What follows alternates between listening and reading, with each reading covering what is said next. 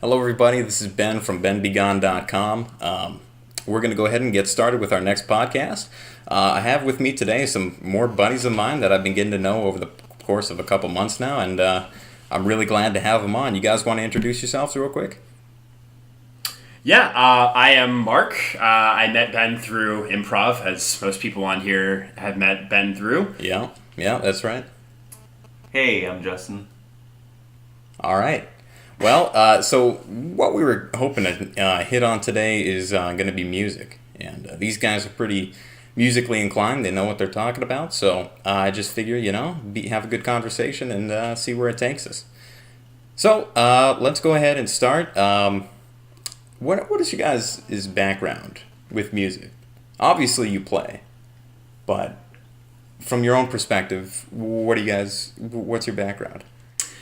So, for me, I was kind of raised in a very musical family. My mother always sang in a chorus. When she moved down here to Florida, when my family moved down here to Florida, she found a Tampa Bay chorus to sing with. Okay. So she would always be singing when she would be doing dishes and all that sort of stuff, and I used to be really interested in it. She also kind of casually played guitar on the side. And then my brother, who is 6 years older than me, played trumpet in high school and also played guitar. So I kind of was like surrounded by music all the time. And I mean, my dad, who didn't really play any instruments, was really into music when he was younger. So he used to show me a lot of 70s music and all that sort of stuff. Oh yeah, for sure. And we can get into that in a little bit. But of course. Justin, what's your background, buddy? So I started off with music. My dad used to blast U2 throughout the house. Big fan of the band U2, Bono. Yeah, Bono and all great that. band. And then like lots of heavy metal. And then me and Mark actually, I think, met in band. Yeah? Yes. Yeah, we were in band class together in middle school. Oh, And wow. in chorus. Yeah, That and in far chorus. back, huh? I didn't know that. Yeah. Okay. I've known Mark since he was knee-high to a version of himself right now. And same to you. Yeah. Only on a more intense scale. Yeah. But we won't get into that. Sure. We were men of different heights, joined by a love of being at the same school. Okay, fantastic. Well, let's go ahead and transition. You mentioned it a little bit there, Justin, that you two had a presence, so to speak, in your life. But let's go ahead and hit on, like, what types of music and which artists would you say have had a significant impact on you? Just like an introduction. Metallica. Metallica? Yeah, my dad used to play Metallica all the time. My dad's this thing he likes to do where like he'll be washing the dishes, and then that's like prime music listening to time. Like there'll be a towel draped over his shoulder, and he'll be washing dishes and doing some weird dance moves, and he'll just be playing like Metallica or like Guns N' Roses. Sure. And my favorite thing he'd do is this like Axl Rose impression, which was terrible Right. and embarrassing. But but great. Yeah? All right. Yeah. So that was really like a lot of heavy metal, but then my mom didn't like me listening to all the heavy metal, so lots of Christian rock too on the other side of that. Like one of the first CDs I had was like DC Talk. Reliant K. Yeah. Another big band. So mainly rock and roll. Oh yeah, rock and roll. You know it, man. Okay. What about you, Mark? Essentially pretty similar. I mentioned that my father showed me a lot of, kind of 70s music, so Sure. I got little bits of, like, Led Zeppelin was probably the biggest one for my father. But then my brother, again, he was 6 years older than me, so he was kind of in high school, which, when I was in, like, elementary and middle school, which I think high school is one of the like prime times for people to get into new music. Yeah. So he was getting into all of this kind of emo alternative rock music during like the mid to late 2000s. Okay. And he actually played in bands. I mentioned before that he played guitar and trumpet, so he was very involved with a lot of musical people. Sure. So he got into a lot of little bands that would play at like little lounges kind of in the Clearwater area. And yeah, essentially, I got a lot of my music taste from him because I looked up to him because he and I were always really close. So, I mean, I guess to name off a few bands, Sum 41, Brand New. Day to Remember. Day to Remember. Avenged Sevenfold was another really big one. So a lot of more contemporary music, but I also had my father to kind of get the older music. Right. So typically rock and roll for you? Yeah. Well, It's same. Yeah, it was a background almost entirely in rock. So me and Mark's brothers actually went to school together and knew each other. So we grew up on our older brother's music, and our older brothers shared each other's music. So there's a lot of crossover similarities there. and A lot of crossover. crossover. Yeah. But Mark listens to more emo stuff because he's a sad boy. I listen to the softer end of things. Yeah, sure. Justin's the heavy, heavy And stuff. like weird. Yeah, I mean we're both pretty eclectic, but definitely he's on the more tense side of that. So what I've noticed is that people tend to go ahead and take on, like you mentioned it there, like people tend to go ahead and take on some of what their family listens to, like you mentioned the older brothers and all that. But from what I've noticed, either people take it on entirely or they just totally go in the other direction. But yeah, no, I mean it's typically how it goes. Yeah. Mine was kind of both. So Mark is a perfect example of what you're talking about. So Mark, his dad listened to like Beatles and Zeppelin. Mm-hmm. So consequently, Mark likes the Beatles and Zeppelin, Sure. and he also likes like music that branched off of that. That's in the contemporary style, like Coheed and Cambria, and who came off of like Rush. Sure. And all those types of bands. But I just my brother showed me some weird like avant-garde stuff when I was like 9. And then that's just what I've been listening to since. Yeah. So, yeah. Essentially that, yeah. Yeah. Well, Yeah. definitely you build off of what your family goes ahead and shows you and all that. But so let's go ahead and transition a little bit. I feel like we're almost there already. But what to you makes good music, right? And what contributes to being good music? What would you guys say? You can take a second if you want. I know it's kind of a difficult question. Here we go. Yeah. We're going to have each differing opinions. I already know already. Yeah, And that's fine. This is definitely going to be, go on. So, what I think makes good music is if you can listen to it the first time and it's got something there that's interesting enough that like it leaves like a little like hook that bothers you in the back of your mind. Like, wait, that part was a little off. Like that part was a little like, it was just different, but it was good. Mm-hmm. That's good music. Right. And then expanding further on that, if it's got stuff where you can listen to it over and over and over, and there's more and more stuff that you discover the more you get into the music, that's good music. This might sound a little bit bizarre, but I have found that to be no truer, to the music that I listen to at least, no truer than with the band Boston. I know you guys aren't that familiar, but most of my audience I love is Boston. Yeah, most of my audience my is a little bit older, so they were probably at least a little bit familiar. I can listen to Boston's music over and over and over again on repeat, and it blows my mind that I can do that because it's such a, you would think of it as such like a cheapo kind of rock and roll, but for me at least, I can really sink some time into it and get something out of it. But I know exactly what you're talking about. I don't know if you know. When I was over at Spring Break, my dad told me that like was it the guitarist or Boston or something had like he was like a mechanical engineer. Yeah, he was a smart guy. And he invented like a whole bunch of stuff that like revolutionized the recording technique Oh, of the yeah. day.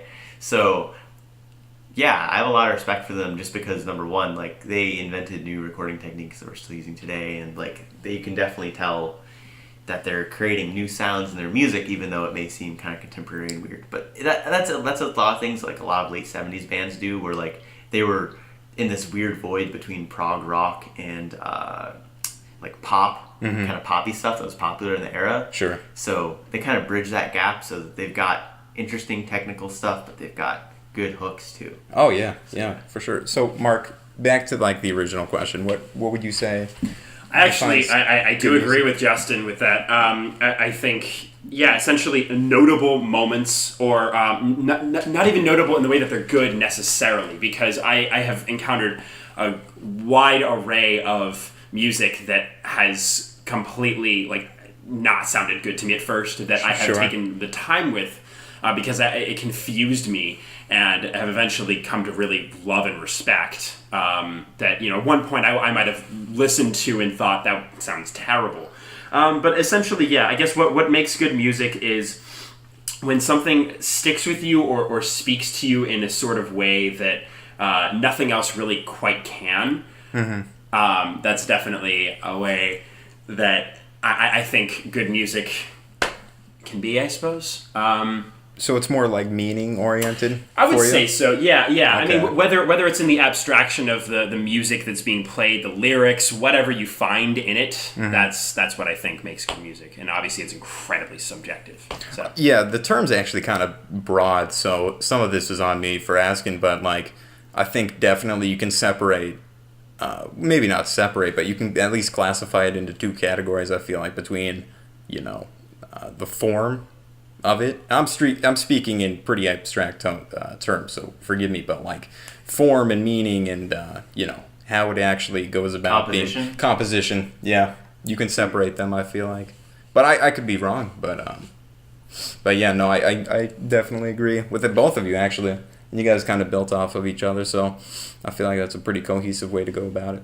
Well, it's kind of delivery too, right? Because you can have really good composition, like it all fits together, but it can still be a profoundly boring song. Sure. Yeah. There's a lot that goes into it. It also, there's so many different factors that go into how you enjoy music. I think an underappreciated aspect of it is context, as in your life context. Sure. So what point you're at in your life, who introduces it to you, and just the circumstances surrounding it. Like, there are some artists that today I have recently kind of discovered that I think to myself, I can't enjoy this right now, but I feel like if I had listened to this in high school, it might have connected with me. But I can't anymore because I feel like I've moved past it. That's an interesting thought. Yeah. Would you say, so you mentioned like who introduces it to you, would you say that, for me at least, I feel like that if I discover it on my own, somehow it's more relevant? I don't know if the word... Yeah. No, you're correct. Absolutely correct. Yeah.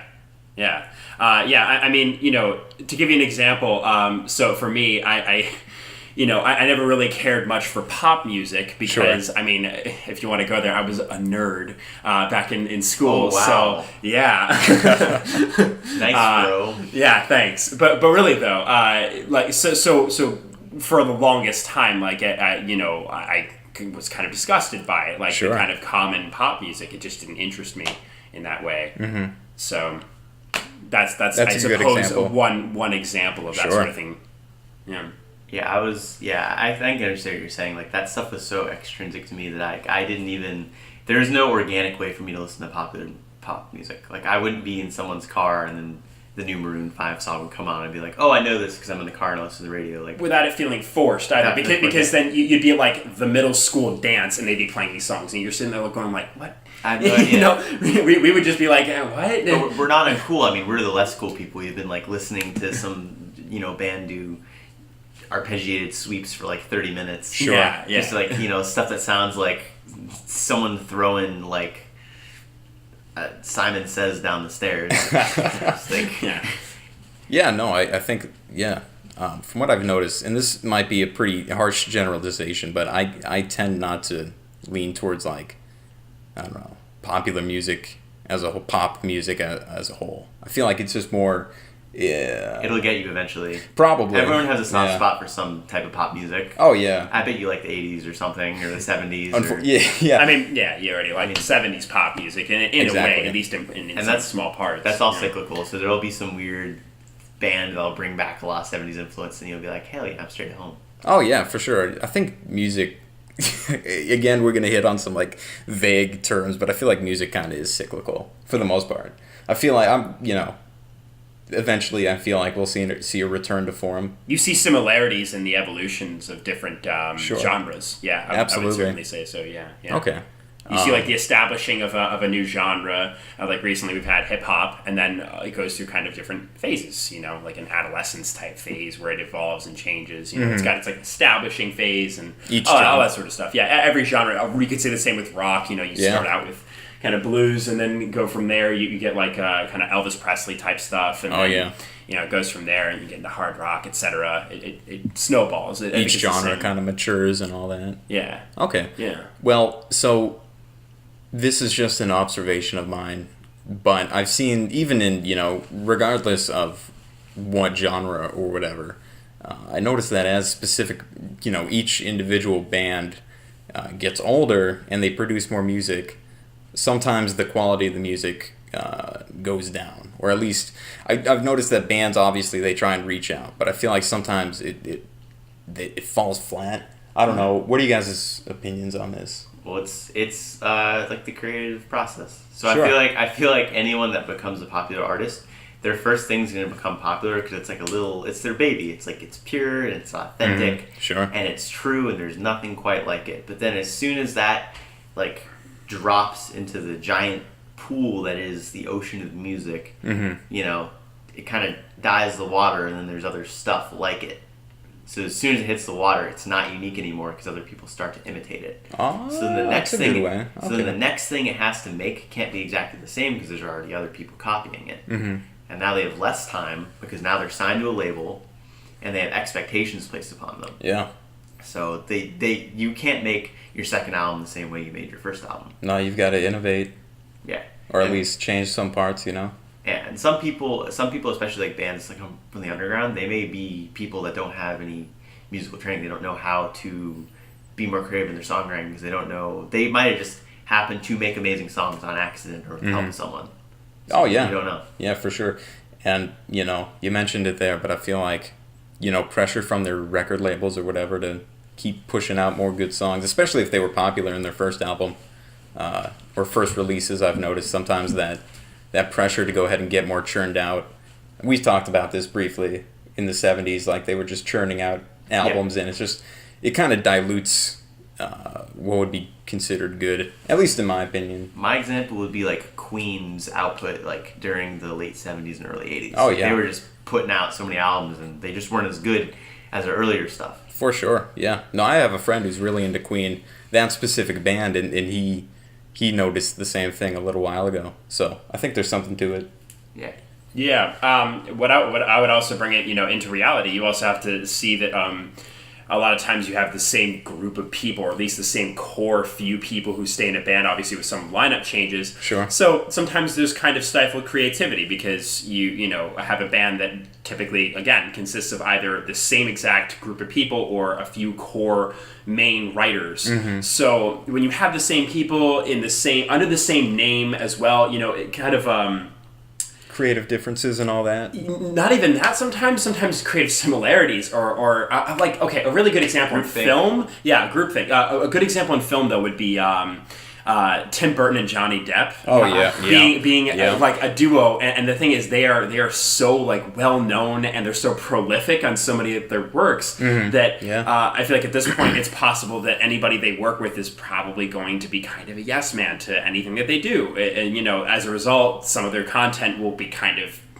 bland because it's something that they've already sort of done. It's more the same because they're themes that are in their head that they like the most, and they're both very similar people, so they're going to keep putting that out. And that kind of builds off of Justin's point, which is just that sometimes you have to make new things, you have to create new content. Sure. But sometimes it's difficult to do that when you're under the same setting and circumstances. You want to see a band who completely failed to realize you have to change up. It's Green Day. They did American Idiot, and then 21st Century Breakdown was exactly the same. Sure. It was almost the same exact album, like over again. And then what they did was like, okay, American Idiot, like, we're going to go big and bombastic, and they did it. And then 21st Century Breakdown, they're like, we're going to go big and bombastic, but it's like you're already there.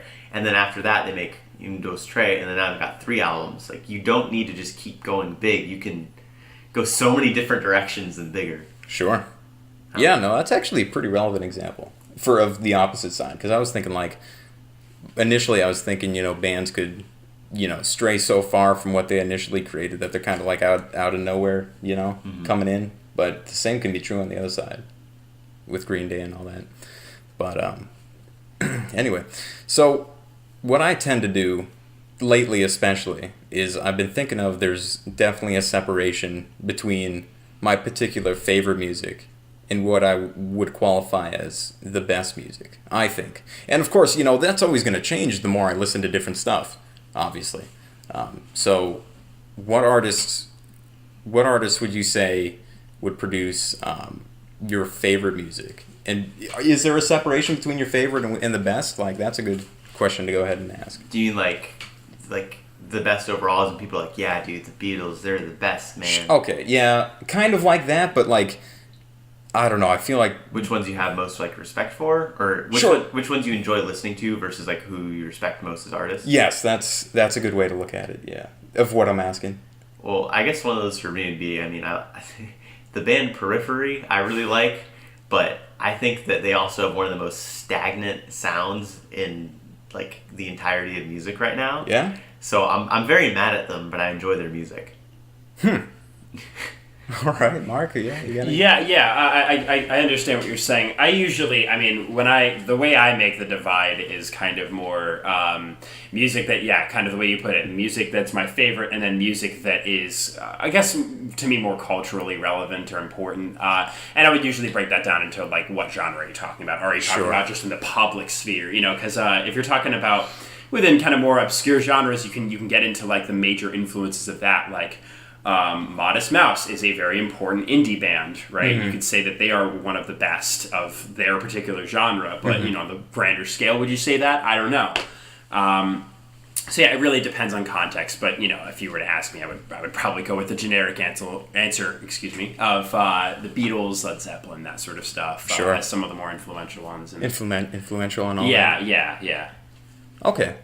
For me, I would say that my favorite band overall, and this has been true for years now, so I think it's probably going to stick, is probably Led Zeppelin is my favorite band, but I don't think they produce the best sound. Like in that rock genre. Like you said, you're right, it's important to go ahead and separate it into different genres, because if you say best overall, you know, we could probably argue over, you know, classical music like Mozart or Beethoven or whatever. But in the context of like rock and roll where we're kind of sticking, I would say my favorite is probably Led Zeppelin, but I don't think they're the best by far. I would say probably a band closer to something like Rush is probably, I think they just got a real clean sound and they're more cohesive. You respect what they do. Exactly. You think they put out a better product, but it certainly doesn't mean that it's like your favorite thing to listen to. Yeah, that's right. I think that in terms of respect, I think the band I have the most respect for is probably Rush, I would say. I can see why you would say that too, just because Rush is a band that did kind of continue to try new things and try and, you know, innovate their own style. And of course they used a lot of very complex musical compositional techniques. So yeah, I could understand that. I would certainly agree with that on, you know, a similar level. Like I enjoy Rush. I'm not like a major Rush fan, but I have an immense amount of respect for them as a band. Oh, yeah. And I mean, they've influenced tons of music that I listen to today. So, you know, I would say as a whole, probably if we're keeping it constrained to rock and roll, I'd say progressive rock and roll probably has the biggest, I don't know, aim towards being. It's very like. I know it's like compositionally, technically pushing boundaries. Oh yeah, all the time. I would say, at least from what I've noticed, progressive rock tends to kind of shoot for that, while the other genres kind of, I don't know, stagnate. Well, progressive rock's like it's the only genre where like you'll be listening to it, and then there'll be like a 30-minute song with like a flute solo leading into like some weird section where there's like a guy tribal yelling while slapping the guitar with a croquet mallet. Like, they just do whatever they want. Oh, it's yeah. awesome. Yeah, it is different. You know, each song is completely different in that you can still be in the progressive rock genre and then have something new every song you listen to in it. Yeah. The other thing that I like, if we're talking specifically about progressive rock, that I like, and this is a very personal opinion, as of, you know, kind of contemporary music, is that there are genres, of course, over the decades that have emerged that are considerably more avant-garde, that are a lot more, I guess you could say, more minimalist. Sure. I personally like progressive rock for the reason that it does experimental things without being, I guess, too blatant with it, I suppose. I know it's strange because progressive rock is also very kind of bombastic and in your face, but it's also got a surprisingly strange level of sophistication, maybe. Yeah, subtlety almost. Subtlety. In a weird sort of backwards way. But that's I guess kind of my view. I would say it's a very like cheeky genre Cheeky. It's because it started with British people, so it should be cheeky. Like, it's very like, we're gonna write whatever we want. Here's a flute solo. Right. Yeah. That is kind of a good way to put it. Yeah. It was basically like all the nerds who saw the Beatles like, we're gonna do drugs and do music, and they're like, we don't need drugs, and we have music. Let's all prove our it to own. you. Let's prove it to you. Let's do it while totally sober and really fucking smart. So we'll just make the most complex shit that nobody can decipher. You know what's cooler than having fun and playing rock music? Organ solos and staying up late. That's fair. I think that progressive rock is certainly one of the most One of your favorite genres? It's definitely my favorite genre of music by far and away. But it's also important. And it is. It gets a lot of respect from most everyone. I mean, the most stereotypical college kid thing is like, oh, Pink Floyd, bro. There's that. I mean, Dark Side Moon still gets respect to this day. Oh yeah. And even like a lot of hip hop artists sample old progressive rock bands, like Kanye sampled King Crimson, and what was it? I think Chance sampled Electric Light Orchestra. Oh yeah, ELO and all that. Yeah. Well, I mean, it just does. It's neat to see that too, because I don't think there's a lot of specific genres as specific as like progressive rock that gets as much recognition and respect that it does, but yeah, no, it's definitely what a bizarre and evolving thing too. I mean, really, it is. It's a weird corner of the world. It's as far as musically speaking, absolutely. But yeah, so this is actually something. This next question I was thinking of is something that I've been pondering over, so to speak, for a while. But do you think that like as time goes on, that the quality of music increases or decreases? And I'm kind of mixed on this, and I feel like there are two different, equally correct answers. This is context, right? We're going back to what Mark said. Yeah. Take it away, Mark. Context. It really depends on how you contextualize things. Sure. And obviously it also depends on taste. But if you take in the pop sphere today, obviously if you look at all the artists that are topping the charts, you're going to get a lot of people who don't like that, right? Like who are kind of into the older style of music. Sure.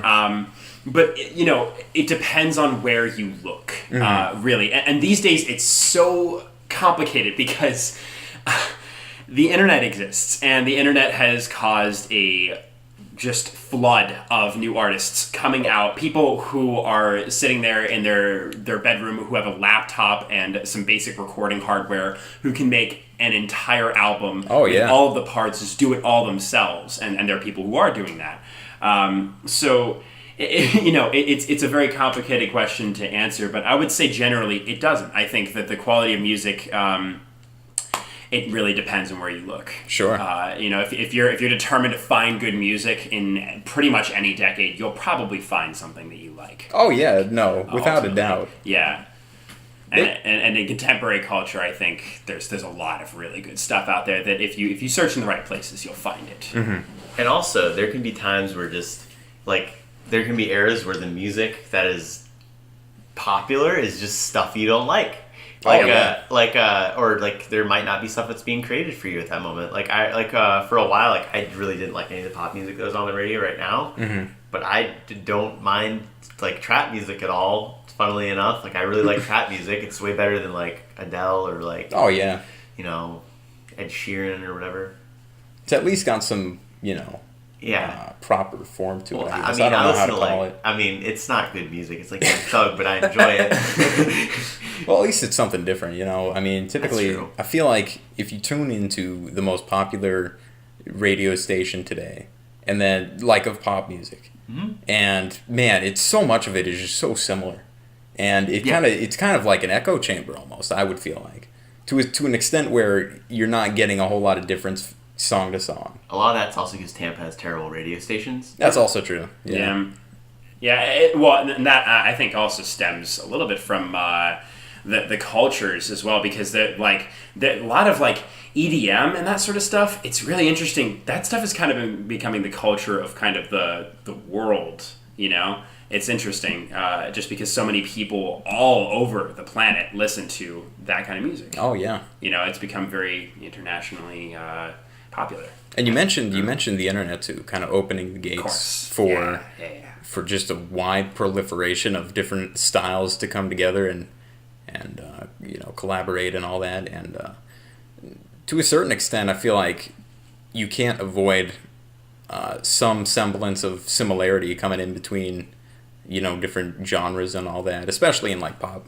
I would feel like, but yeah. No, I feel like as time, going back to the original question, like as time goes on, whether or not the quality of music increases or decreases, for me it would be both, and that's it's kind of a dumb answer, but really, if you think about it, like in the past, sometimes a lot of fantastic music has been made, and at some point it becomes a lot harder for somebody to come along with something completely new. But you could have said that about any genre, any period of time, I mean, as well. I think there's I have certain sounds that I like, and sometimes people aren't creating those sounds. Those aren't what's popular. Right. But sometimes you can use that time where there's not stuff you like on the radio to either discover new stuff you like, or you can just wait until people come back around, and then there's new records that you'll enjoy. And it's awesome. Right. And technological innovation, too, can open the door for sounds and compositions you never would have thought of previously. Yeah, like dubstep. Oh, yeah. Fantastic. Yeah. But yeah, music's always evolving, obviously, and we could see something completely different. We will see something completely different in, 10 years or say, whatever, I mean. But yeah, it's always going around in cycles, so to speak. Sickles. Yeah, cyclical and all the C words. But so if you had to pick one genre of music and call it the best, I know this is going to be a very subjective question, but what would you say? Can I take a moment? Yeah, no, Mark, take as much time as you need. I have to think about that. Okay, so I mean, rock's probably my favorite genre of music. I guess probably metal, honestly. But I like it because it's just very technical, but it can still be catchy and it can still incorporate lots of other genres. And it's very, I don't know, it's just heavy. It's fun. And it's kind of nostalgic because my dad used to listen to it a lot. And I think that it's probably one of the nerdiest genres of music out there. And I really love how steadfastly nerdy it is. It's the same type of old school hardcore nerds that are playing Dungeons and Dragons, listening to Metallica, that are listening to bands like Mastodon and playing Halo in their basements nowadays. It's just, I don't know. There's part of that that's a lot of what I was growing up. So metal and heavy hard rock for you and all that? Yeah, okay. Yeah. There's absolutely some truth. Mark, are you... if you want to take more time... Honestly, it's difficult for me to say one because I listen to music based on mood and all that. I would say generally I fall back into, Justin's already knows this, kind of mid to late 2000s alternative emo type music is usually what I wind up falling into. Something either like that, or literally within those genre classifications, or something that is kind of an offshoot of that. Similar to and all that. Yeah, I kind of like the soft guitars and the whiny vocals. Something that I relate to for some reason. I listened to when I was young, so that's, Yeah, so you mentioned different mood, so you generally fall back on some of the mid-2000s kind of Mark's alternative. a sad boy. Yeah. And I like reflecting on things. Okay. I like thinking a lot about social situations and all that sort of stuff and ideas. That's a huge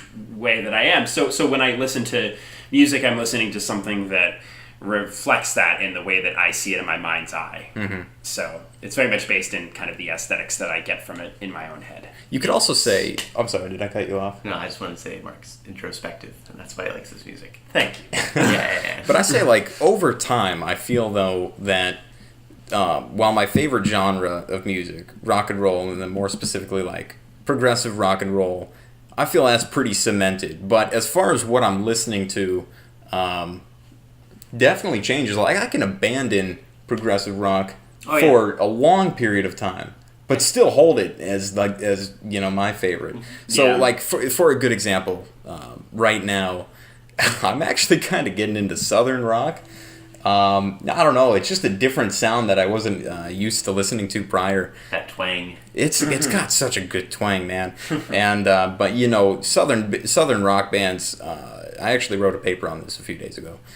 But yeah, you know, they just I don't think they get a lot of appreciation and recognition.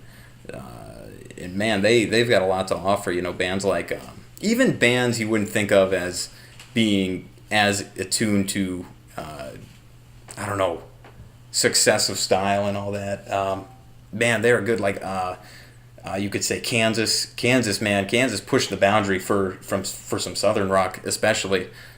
They're probably the best example of like a progressive / Southern rock band. And then I mean, Skinner's super jammy. oh yeah, Skinner too.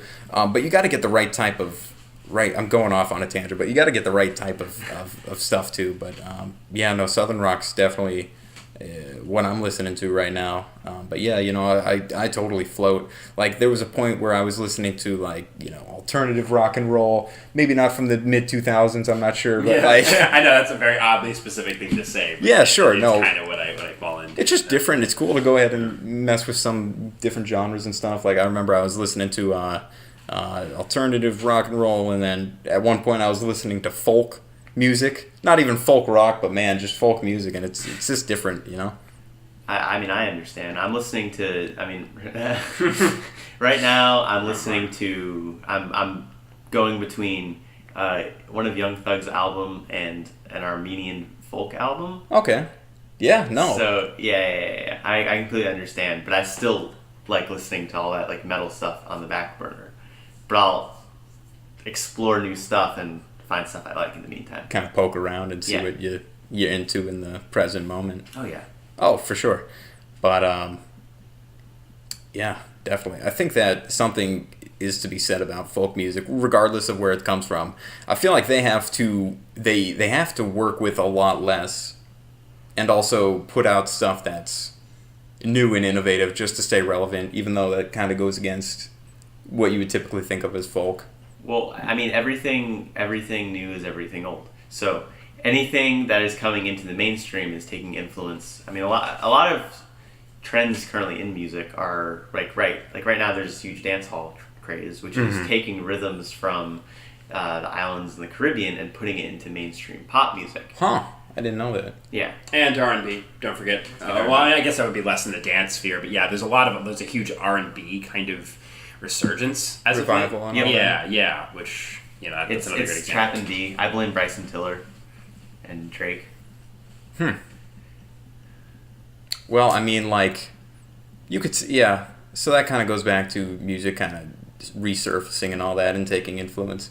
But yeah, so for somebody, you mentioned Justin. I was talking to you a little while ago, and you said you mentioned that you knew a bit about music theory.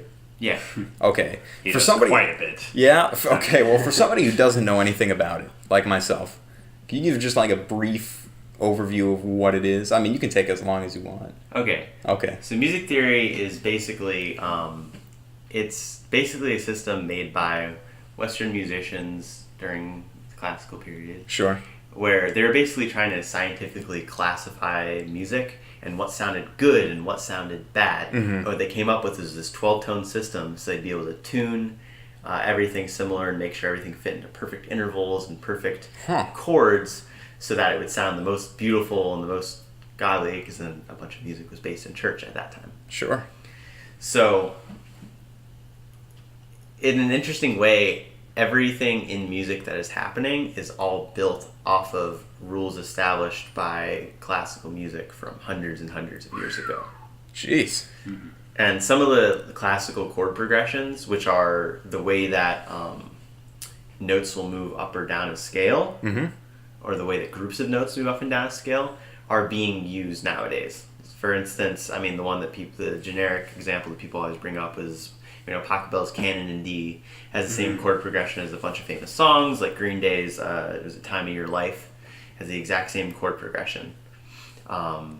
So you'll start to hear a lot of classical motifs and a lot of classical style stuff in normal, just regular pop music, because it's the foundation of making music sound good and simple and normal. So classic classical music and all that is still being, Everything. looked upon. Oh yeah. Okay. Yeah, that's what I mean by everything new is everything old. Oh, okay. So everything is really just built on. If you really think about it, everything is really just classical with other Different elements. elements either taken from folk music or taken from other places, Uh-huh. and then put into the 12-tone scale or put into the rhythmic framework we have, and molding it into that.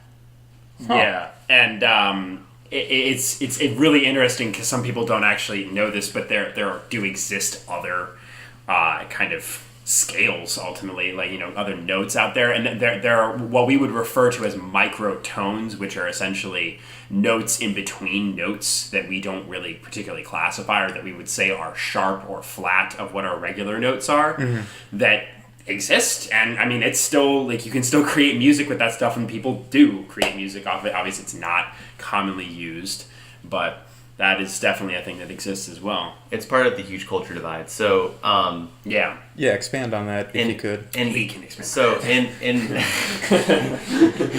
the biggest thing behind that is, so ever since you've been growing up, the music you've been listening to has all been in the 12-tone Western system established by classical musicians hundreds of years ago. Sure. So without you knowing it, your ear has been trained to hear certain pitches and expect certain things to happen in music and expect certain things to not happen.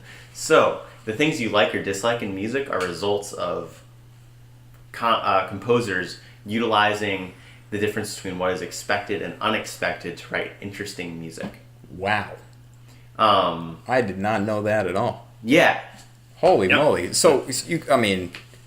And then here's that, or one thing where I want to go far is the thing that Mark was talking about, microtones. Sure. A lot of that is talking about how everything that we listen to nowadays, because we're trained to hear that kind of stuff and expect that kind of stuff. When we hear something unexpected, it sounds unpleasant. When we hear something that falls outside of the 12-tone scale, we hear something that falls outside of a basic 4/4 time signature, or snare on 2, snare on 4. Whenever you hear something outside of the normal, it sounds wrong. So that's why, like, when you start listening to newer music, you get acclimated to different sounds, and your expectations of what's about to happen next change. So you get more familiar, so it starts to sound good again. Okay. But then you become too acclimated, and it starts to sound boring, and that's all because of how the music is actually written and composed. Sure.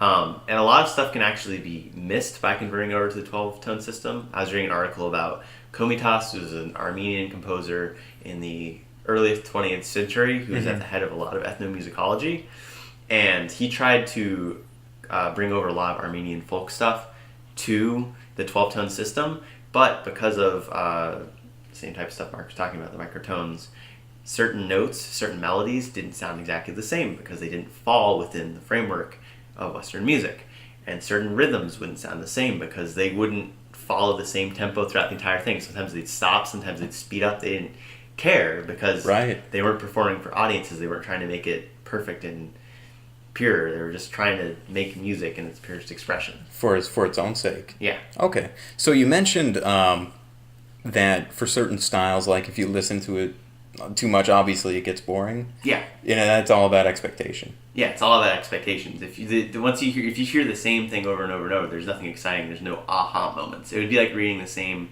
genre of fiction over and over and over. Okay. So what about story? So what about those bands or songs that produce you could listen to over and over and over again? Is there something? There's obviously must be something different about those. It just might be something you like. So it's personal. personally Oh, like, okay. yeah, It's yeah. personal. Oh, okay. Oh man, that's wild. Would you say that different sections of the world would produce so? Listen to different stuff. Yeah, so like Eastern music, so to speak, against the 12-tone system you were talking about with the Western music. Do they just they're able to maybe appreciate different sounds in a different way? Well, it's just like it sounds different. It sounds different. Yeah, huh? the scale sounds normal to them. Like something that may sound like completely like imagine the first time you listen to a prog rock song, you're like, wow, why they just have a 5-minute organ section and this part doesn't make any sense. It Sure. just sounds like a bunch of instruments falling down the stairs. Okay. Or in the washing machine. Like it just sounds crazy. Yeah. The more you listen to it, you're like, oh, this makes sense. Mm-hmm. It's the same thing. Oh, okay. but it's like with melodic and harmonic theory instead of rhythmic and instrumental stuff. Oh, okay. So they're more like on harmonies and all that.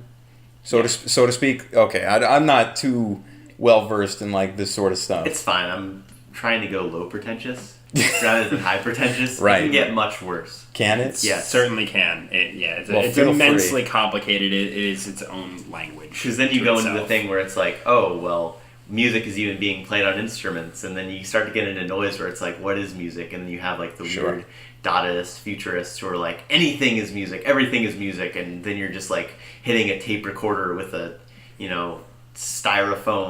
piece of styrofoam through an amplifier. Or you're recording a podcast with 3 people talking about music and calling that music. This is what do music. you know? Yeah. I mean, yeah. So at what point? So you actually, now that you mention that, that's kind of like an interesting thing to think about. At what point would you say that it definitely stops being music?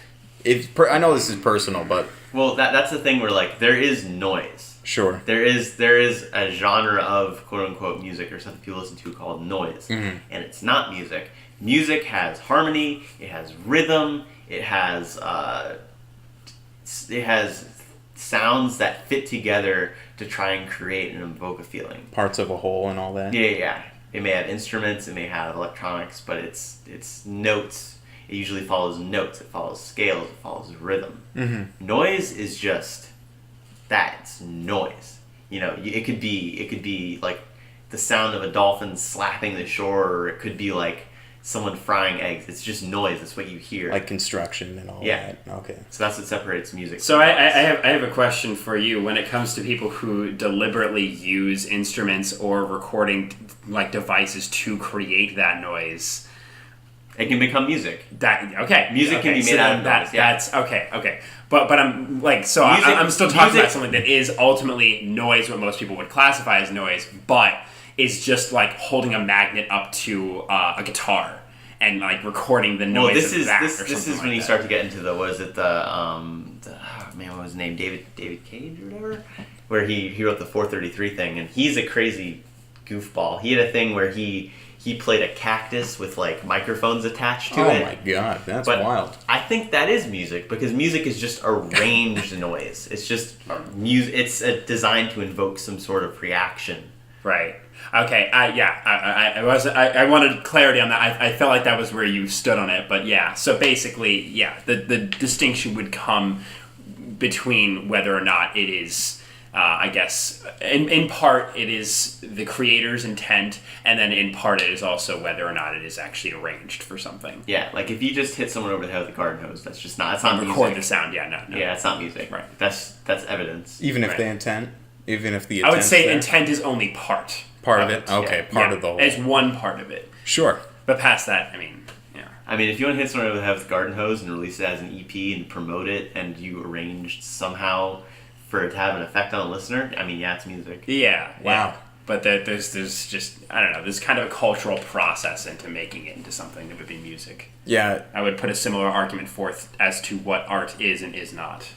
Right, and we don't have to hit on that. Right, here. that is a much broader, much more complicated We're going to be here discussion, for a few so hours if that that's would be the very case. long. Anyone want to Oh, talk? yeah. Want to hear a bunch of freshmen and sophomores in college talk about what art is? Yeah, right, exactly. I think we just lost about 50% of our listeners right there, which is fine. We don't get many to begin with. But so I think we're pretty much hitting on everything I was hoping to hit on here. So as far as you guys obviously make music, with you record and play guitar and all that. Do you want to involve music as part of like some future goal? Like, do you want to go anywhere with it, or is it more of like a side hobby for you? So this is my theory. If you have hobbies, you have to have hobbies that fulfill you. Okay. And then you have to have a hobby that you also do for fun. I think so. You have to have something where it's kind of like another job, where it's like, this is something that I do that I feel like I'm working toward, I'm getting better at. But you also have to have something it's just purely fun. It's just you don't have to have any expectations on it, and it's relaxing. Mm-hmm. For me, music is one of my more kind of relaxing type of thing. Mm-hmm. Like when I play music, I just try and make noise and I try and have fun. and I'll get better at it over time. And I'm not trying to go. I've started pretty late, so I'm not trying to make it too crazy. Sure, but you don't see it as like an effort, so to speak. Not as much. Okay. And I mean, I in a mediocre band, and we make stuff and we jam, but it's for me, it's not as I don't take it as seriously as I do like writing or doing. Sure. Yeah. Or whatever. No, I can identify with that pretty clearly. What about you, Mark? Yeah, I mean, I fully agree with that. Definitely, like, there's kind of a distinction between things that are fulfilling and fun. And, fulfilling is obviously more long term, like you said, a job. Mm-hmm. I think is a really good way to explain it. Is that it might not at times be fun, but you will at some point look at yourself and go, "Oh my God, I accomplished that! Like, and I did that, and I can do this now." Right. And then you get this overwhelming sense of satisfaction, which I think playing an instrument is a fulfilling activity, endeavor, and all that. Yeah. So I mean, like, for me, I want to get better at my instrument to my own standards, and I'd like to write music. That's because I haven't really started writing too much. Sure. But I'm working towards that goal ultimately of writing music myself or with other people, whatever it may be. But for you, it would be a hobby. It wouldn't be something you would want to go with. I would still call it a hobby. Yeah, okay. Yeah. I mean, if by some lucky stroke of, luck, I don't know. Some opportunity presents itself. Somehow I manage to get good enough and I find myself dedicated enough and maybe I release something out there in the world that gets really popular. I don't know. I mean, I can't say that won't happen. I won't say it's probable, but, life takes you in strange directions. Oh, so absolutely. We have no idea. Yeah, sure. Ultimately. Mine is just, I think I do a lot of, like, creative stuff already. Yeah. And I feel like if I take all of it super seriously, every single time I do anything creative, it's going to stress me out. It's going to drain you. Yeah. So when I do music, I'm just like, this is what sounds good. I don't care if it's good or bad, and I'm going to try and put it out there. Right. So if I ever released an EP or an album, it would be for me. I don't care if anyone listens to it or not. Oh, yeah. I mean, that's kind of what my website is, to be honest. It's just more of an escape just to do whatever, and if anybody wants to go ahead and read it, that's fine too. That's why I loved it. As soon as I heard that you had a website, I checked it out and I was like, this is great. Like, well, thanks, that Mark. is exactly the kind of feeling I got from it. Was once I got on there, I was like, this is for Ben. This is for nobody else on the planet but Ben. Yeah. And it's wonderful. Well, thanks, Mark. It's very much a reflection of who you are, but it's composed as well. Like, you're a good man. Well, I appreciate that a lot. I put a lot of effort into it, so thanks a lot. Yeah. Shout out to benbegone.com. There you go. Right. Yeah. Shameless plug right here. Hosted on GoDaddy. Shout outs to GoDaddy. If you use coupon code benbegone, you get 10% off on your first order. That's not accurate. That's not true. Yeah, Don't mislead people. Don't harass GoDaddy for 10% off. So as far as, so putting music aside, what is it? This is the part of the podcast where I'm hoping to hit on, future goals and aspirations, so to speak. So aside from music, Justin, you're in the Air Force and all that. Yeah. You guys want to talk about, where you hope to take yourselves and all that? I'll have Mark go first because I've been talking too much. Sure. I plan on going for a psychology degree right now at USF. So, that also I think ties a little bit into music just because psychology is definitely there is a psychology of music. Right. As we were talking before about music theory is almost entirely based in human perception. Sure. So there's a lot of perception that does go into it. So I'm going to psychology, and that's I'm not really sure exactly where I want to go with that, but again, wherever life takes me. Have you ever thought about graduate school and all that? Oh, absolutely, yeah. Graduate school is definitely a plan. Yeah, definitely a plan. Oh, okay. I'm not sure if I'm going to go for more research side. I'm trying to look kind of into neurology and that sort of stuff. It is immensely complicated though, so we'll have to see where that takes me. Of course. Sure. Yeah. Well, that's amazing. That's actually really cool. I'm glad you're thinking of graduate school. Yeah. For the most part. Yeah. I hate to see it end up as an HR person. Oh, God, with a BA in psychology. That's not. I mean, that's a step along the way. So be it. But sure. I don't want that to be the be all end all. I need to build from that. I need to be doing something better in a couple decades. Oh yeah, no. Well, that's actually psychology is actually a really interesting topic. So Yeah, definitely.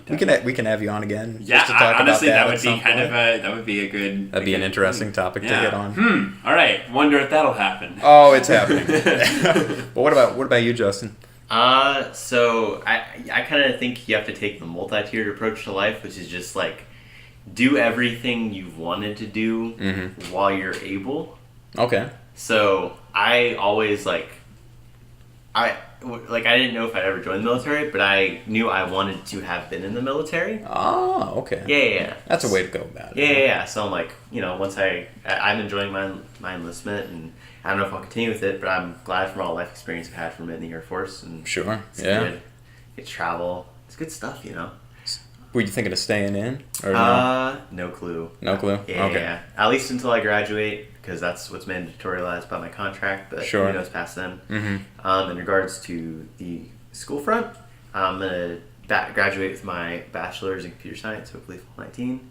Keep working hard at that. And I'm determined to try and get involved in maybe emergency management or some sort of medical thing in the computer science world, because I really think that in the future a lot of medical stuff is going to be heavily automatized, computerized, and all a that. lot more electronics than is currently happening. We've seen the beginning of this happen with like what robot surgeons and all that kind of stuff. Yeah. So I think that if I try and get into that as it's an emerging field, I'll have a good chance at having jobs in the future. Yeah, right. And then, of course, I'm going to continue to do writing, which I've started to get into thanks to my good buddy Mikey and you, Ben. So yeah, we have our writing thing every so often. Yeah, good stuff. And then hopefully get to do more open mics and stand up. And, yeah, that's a direction we're hoping to hit in. And still making weekly YouTube videos. Go check out the Strawman Daily Vlog. New videos. I can link it in the description. Yeah, every week sometime. Yeah. Sometimes. Shoot. Well, so let's go ahead and end it with one last thing. Since we hit on music was our primary topic for today, why don't you guys go ahead and list your top 3 bands for people to listen to? Mark, you want to go first? So definitely I would put Radiohead at the top. That's my ultimate favorite band, bar none. They're not for everybody. They are a little bit sad, but they if anybody out there is kind of interested in hearing where the bands like Muse and Coldplay kind of got a lot of their influence from, in fact a lot of kind of alternative rock that's really popular these days was very heavily influenced by Radiohead. They have a really unique sound to them, and they're one of the few bands these days that I would call kind of classical, as in they are all of the same members since they formed in the early 90s. And that's hard to find. Yeah, and I mean, they released a record last year. So they're still active. And it was a great record, too. Like, they're still active, and they make good content, and consistently good and different content over time. So they're one. They have a massive discography and a lot of really amazing music. Coheed and Cambria is another one. I know Justin would probably say that as well. For anybody out there who has listened to progressive rock in the past, Rush and the sort, they're awesome. They're incredible. They're a very interesting band. They're doing a lot of new and unique things.